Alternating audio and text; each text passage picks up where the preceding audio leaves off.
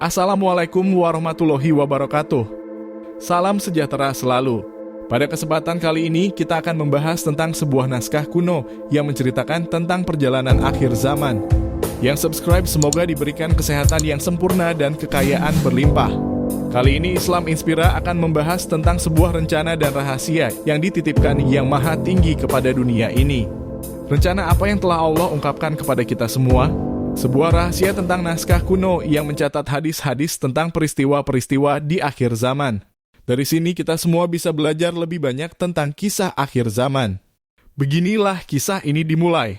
Ada sebuah naskah dari abad kedua kalender Hijriyah mencatat beberapa hadis tentang rahasia-rahasia di akhir zaman berasal dari Abu Hurairah pada tahun 598 sampai 678 Masehi. Abu Hurairah, semoga Allah meridauinya, adalah salah satu sahabat terdekat Nabi Muhammad SAW.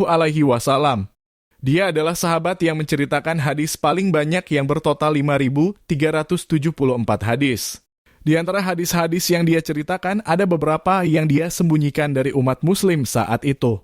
Abu Hurairah pernah berkata, aku telah menghafal dari Nabi SAW beberapa pengetahuan yang setara dengan satu karung ilmu, dan aku telah menyampaikannya kepadamu. Jika aku menyampaikan karung yang kedua kepadamu, kepalaku akan dipenggal dan darahku akan kalian halalkan. Hadis yang diriwayatkan oleh Bukhari dan hadis-hadis yang disembunyikan oleh Abu Hurairah bukanlah tentang akidah dan hukum Islam, tetapi tentang peristiwa-peristiwa yang akan terjadi di masa depan di akhir zaman nanti.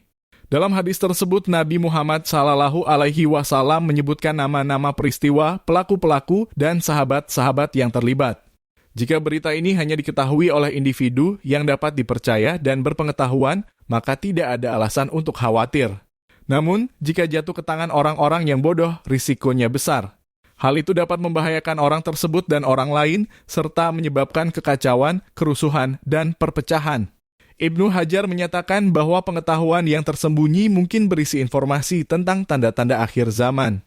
Jika terungkap, itu bisa menyebabkan kekacauan besar di hari-hari terakhir dan kemungkinan besar cerita akan ditolak oleh mereka yang tidak percaya. Namun menjelang akhir hidupnya, Abu Hurairah membagikan informasi rahasia ini dengan beberapa sahabat dekatnya dari generasi tabi'in yang merupakan generasi kedua setelah wafatnya Nabi Muhammad SAW. Naskah yang berisi pengetahuan ini ditulis oleh seorang tabi'ut tabi'in yang termasuk dalam generasi ketiga setelah kematian Nabi SAW dan berasal dari Suriah. Naskah ini berjudul Salam Wahab fi Akhir Zaman Arab dan saat ini disimpan di Istanbul, Turki. Di dalam naskah ini, beberapa peristiwa penting yang terjadi di dunia didokumentasikan bersama dengan nama-nama individu utama yang terlibat. Perang akhir zaman menurut terjemahan aslinya adalah perang dunia sekaligus perang yang menentukan yang terjadi untuk ketiga kalinya setelah dua perang besar sebelumnya. Banyak yang kehilangan nyawa dalam perang ini. Perang ini dipicu oleh seorang laki-laki yang menjadi kucing besar di negeri gelas dengan mahkota di kepalanya. Sementara itu perang kedua dipicu oleh seorang laki-laki yang dipanggil Tuan Besar dan seluruh dunia memanggilnya Hir. Kemudian Abu Hurairah mengatakan bahwa setelah 1300 tahun dalam hitungan tahun Hijriyah, mereka mengingat perjanjian yang disepakati bahwa Raja Rum melihat bahwa perang dunia harus terjadi. Allah menghendaki terjadinya perang. Waktu berlalu tanpa adanya perjanjian dan kemudian seseorang dari Jerman bernama Al-Hir muncul yang ingin berkuasa di seluruh dunia, memerangi seluruh negeri salju dan kebaikan. Ia bergerak dengan kemurkaan Allah setelah beberapa tahun api menyala. Ia ingin membunuh rahasia Al-Rusi atau Al-Rus. Dalam perang itu muncul seorang ratu dunia, pelaku makar dan pelacur yang bernama Amerika. Ia menggoda dunia dengan kesesatan dan kekafiran. Sementara itu pada saat itu, Yahudi berada di posisi yang tinggi di dunia. Mereka menguasai seluruh Al-Quds dan kota yang disucikan. Selama Perang Dunia, Al-Mahdi mengeluarkan peringatan kepada orang-orang kafir yang menolak menyerah. Akibatnya, orang-orang kafir dari seluruh dunia berkumpul untuk melawan Al-Mahdi dalam jumlah yang belum pernah terjadi sebelumnya. Di antara pasukan yang menentang Al-Mahdi adalah Al-Kaisar Yahudi dan sejumlah Bani Israel yang tidak diketahui jumlahnya. Al-Mahdi menyaksikan hukuman yang mengerikan dari Allah yang akhirnya tiba dan tidak bisa dihentikan. Kemudian Allah melepaskan serangan kuat kepada mereka. Bumi, langit, dan laut terbakar untuk mereka. Dan kemudian langit menuangkan hujan yang mengerikan.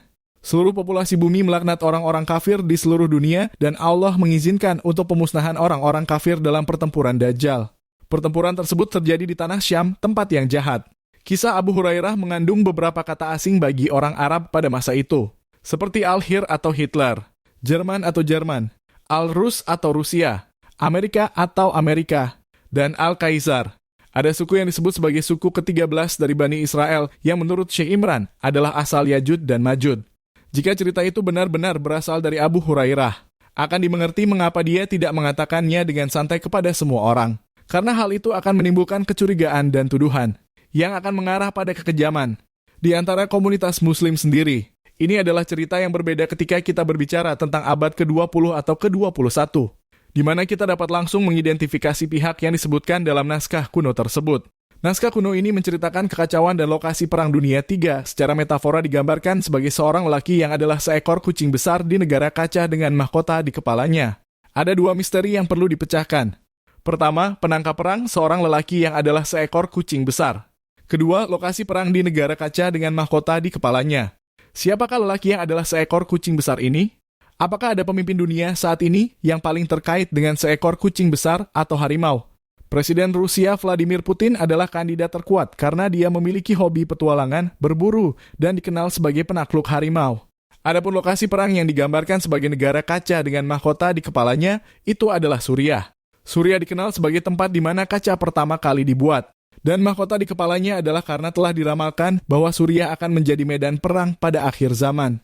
Jika ini benar, maka naskah kuno ini juga menjawab misteri mengapa perang di Ukraina akhirnya akan eskalasi menjadi konflik besar dan mencapai medan perang.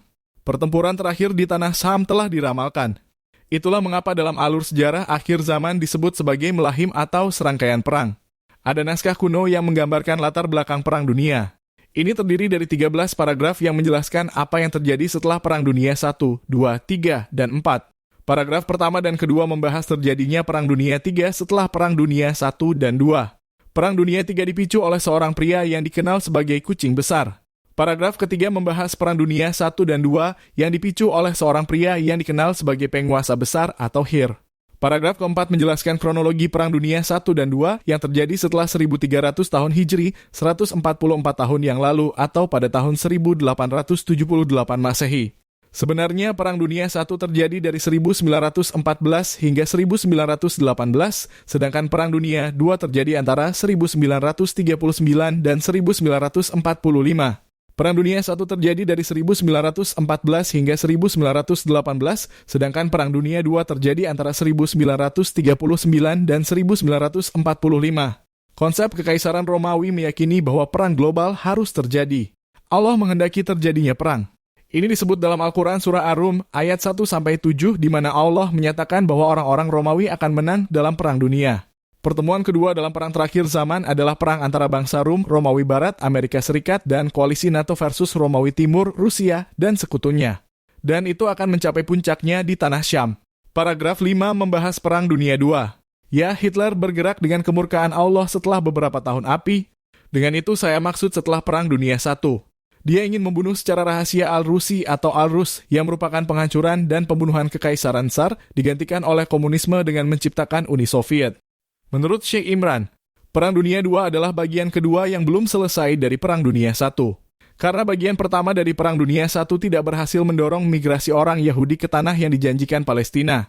Dubes Rusia untuk Indonesia Ludmila Georgievna Vorobieva pernah mengatakan dalam sebuah wawancara bahwa selama Perang Dunia I dan II, Rusia kehilangan 2,5 juta warganya. Hanya setelah itu migrasi massal orang Yahudi terjadi. Paragraf 6 adalah tentang munculnya Pax Americana setelah Perang Dunia II. Sedangkan paragraf 7 adalah tentang munculnya Israel sebagai kekuatan dunia menggantikan Amerika. Pax Judaica menggantikan Pax Americana setelah Perang Dunia III. Paragraf 8 dan 9 membahas apa yang terjadi setelah Perang Dunia III, yaitu Perang Dunia IV, perang terakhir di bumi di zaman Imam Mahdi. Dalam paragraf 10, dalam kelompok kekuasaan Yahudi Al-Khazar dan Bani Israel, masih ada kekuatan lain yang tidak diketahui.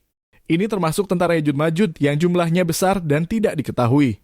Tujuan mereka adalah untuk mengepung Imam Mahdi, tetapi ini akan digagalkan oleh doa Nabi Isa AS.